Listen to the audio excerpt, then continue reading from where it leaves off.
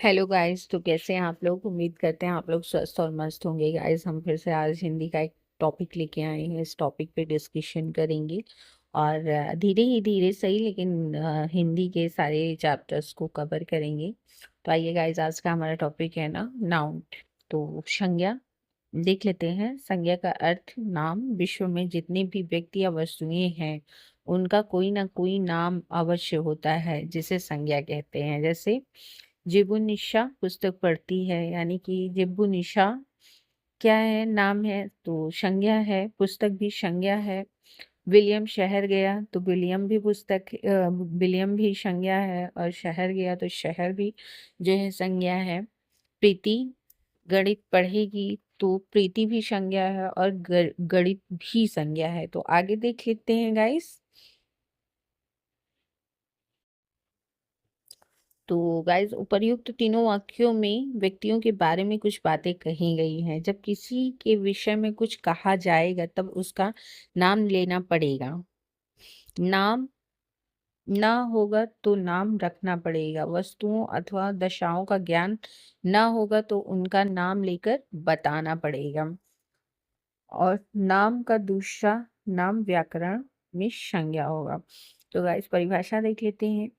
वह शब्द जिससे किसी प्राणी, वस्तु, भाव का नाम ज्ञात हो, संज्ञा कहलाता है। जैसे उषा, गुलाब, पाटलिपुत्र, बचपन।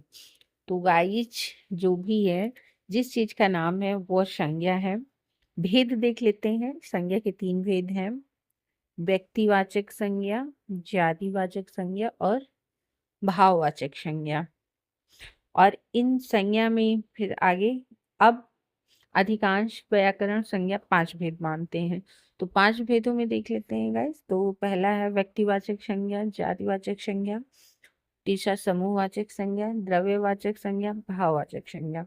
जो लोग संज्ञा के तीन भेद मानते हैं, वे समूहवाचक एवं द्रव्यवाचक संज्ञा के शब्दों को जातिवाचक संज्ञा के अंतर्गत ही रखते हैं। तो गाइस, जो है, जो लोग तीन ही संज्ञा के भेद मानते हैं ना, वो समूह और द्रव्यवाचक संज्ञा जो है जातिवाचक संज्ञा के में ही रखते हैं। आगे देख लेते हैं गाइस।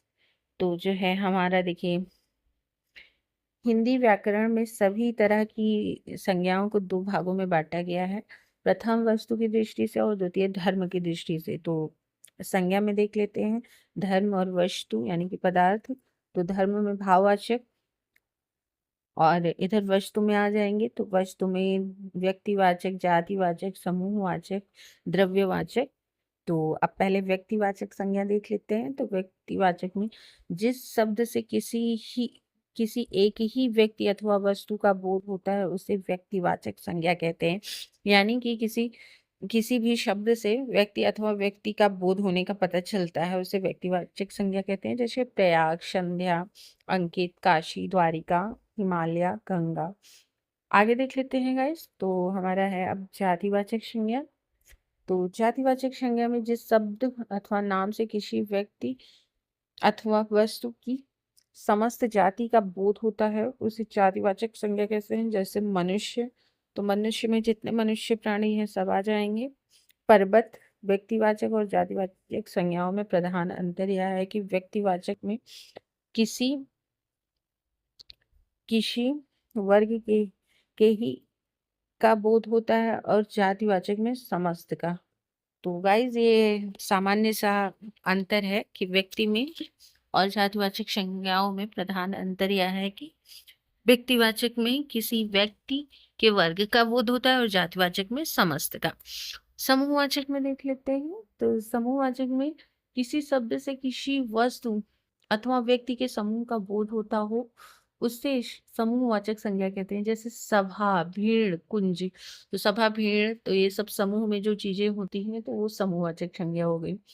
द्रव्यवाचक संज्ञा में जिस शब्द से नाप तौल वाला वस्तु का बोध होता है, उसे द्रव्यवाचक संज्ञा कहते हैं। जैसे कोयला, दूध।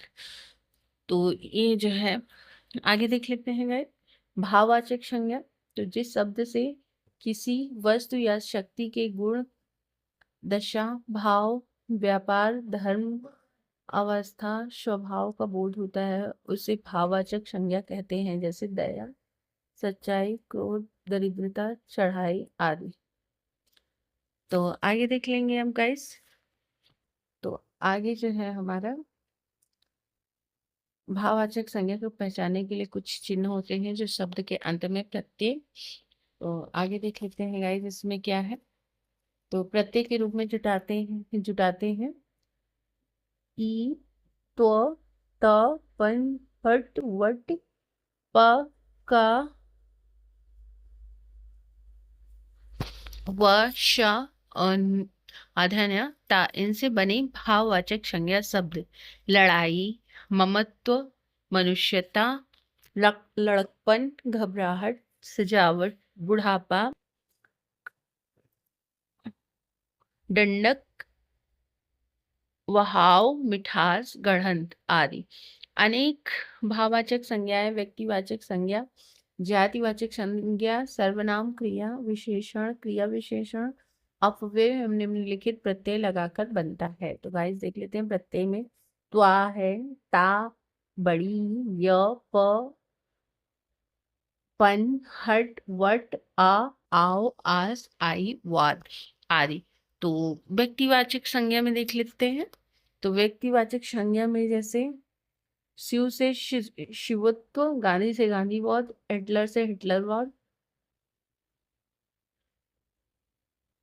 जातिवाचक संज्ञा से लड़का से लड़कपन, मित्र से मित्रता, मानव से मानवता, सर्वनाम से अपनापन, मम से ममता, अहम से अहंकार, क्रिया से सजाना, सजावट, बहाना से बहाव, लिखना से लिखावट, चढ़ना से चढ़ाई, दौड़ना से दौड़, लड़ाना से लड़ाई, पढ़ना से पढ़ाई। आगे देख लेते हैं गाइस।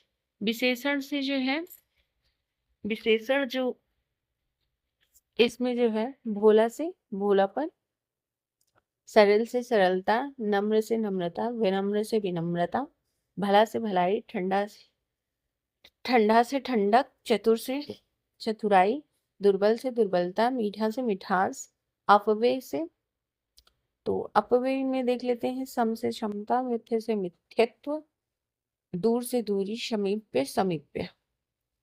नोट इसमें देख लेते हैं गाइस जो बताया गया है। ज्ञातव्य हो कि भाववाचक संज्ञाओं का प्रायः बहुवचन नहीं होता है। तो गाइस जो भाववाचक संज्ञाएं होती है ना उनका बहुवचन नहीं होता है, आप उन्हें प्लूरल नहीं बना सकते। जब भाववाचक संज्ञाओं का प्रयोग वचन के रूप में किया जाता है तब वे जातिवाचक संज्ञा के समान प्रयुक्त होती हैं। तो जैसे इसका उदाहरण देख लेते हैं गाइस। तो भाववाचक संज्ञा विशेषता का बहुवचन, विशेषताएं जातिवाचक संज्ञा है। कभी कभी जातिवाचक संज्ञाओं का प्रयोग व्यक्तिवाचक संज्ञा के रूप में होता है। जैसे देवी कहने से दुर्गा का, बापू कहने से महात्मा गांधी का। तो ऐसे ऐसे कभी आभास होता है। तो आगे देख लेते हैं। तो संज्ञा का पदावन्य देख लेते हैं। पद व्याख्या क्या है? पदावन्य पद चरित्र पद निरुक्ति का अर्थ एक ही है। किसी शब्द का परिचय देना, वाक्य में उसका संबंध अन्य शब्दों के साथ बताना पदावन्य है। संज्ञा के पदावन्य में भेद, लिंग, वचन, कारक, क्रिया के साथ उसका संबंध बताना चाहिए। जैसे जैसे निशीत के भाई अंशु ने विश्वविद्यालय में एक पत्र लिखा। तो निशीत के संज्ञा व्यक्तिवाचक पुल्लिंग एक वचन, संबंध, कारक, क्रिया, कर्ता से संबंध है। अब यहाँ देख लेते हैं दूसरा भाई। संज्ञा जातिवाचक पुल्लिंग एक वचन, कर्ता कारक, लिखा, क्रिया, कर्ता। आगे देख लेते हैं अंशु ने। तो संज्ञा व्यक्तिवाचक पुल्लिंग एक वचन, कर्ता कारक, लिखा, क्रिया का कर्ता। आगे देख लेते हैं गाइस। तो इसमें है विश्वविद्यालय में। तो संज्ञा जातिवाचक स्त्रीलिंग एक वचन, अधिकरण, कारक, क्रिया के आधार पर आधार स्थल का बोध। और अगला देख लेते हैं पत्र। संज्ञा जातिवाचक पुल्लिंग एक वचन, कर्म, लिखा, क्रिया का कर्म है। तो आगे देख लेते हैं गाइस। तो गाइस संज्ञा के विषय में हमने पूरी जानकारी दे दी है।